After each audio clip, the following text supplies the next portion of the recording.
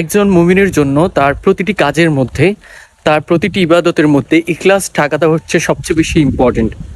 কারণ ইখলাস ছাড়া একজন মুমিনের কোনো আমল আল্লাহ তাআলা অ্যাকসেপ্ট করেন না, কোনো আমল আল্লাহ তাআলা গ্রহণ করেন না।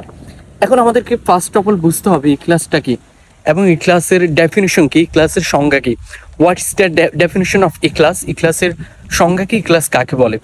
ইখলাস হচ্ছে ওই জিনিস যেটি হচ্ছে মানুষ শুধুমাত্র একমাত্র আল্লাহ তাআলার জন্য করে, সেটার মধ্যে মানুষের কোনো খ্যাতি থাকে না, অথবা কেউ তাকে ভালো বলবে সেটাও থাকে না, অথবা কেউ তাকে উৎসাহ দিবে, সাহস যোগে, কোনো ধরনের কোনো উদ্দেশ্য থাকবে না। একটাই থাকবে, সেটা হচ্ছে তার সেই কাজের মধ্যে যেন আল্লাহ তাআলা সন্তুষ্টি থাকে, সে যেন একমাত্র আল্লাহ তাআলাকে ভালোবেসে, আল্লাহ তাআলাকে পছন্দ করে, আল্লাহ তাআলাকে ভয় করে সে যে কাজ করবে সেটি হচ্ছে ইখলাস।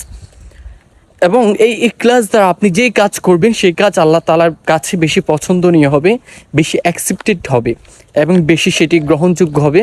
কারণ এই ইখলাসওয়ালা কাজটা আল্লাহ তাআলা বেশি পছন্দ করেন, যদিও সেটা অল্প হোক।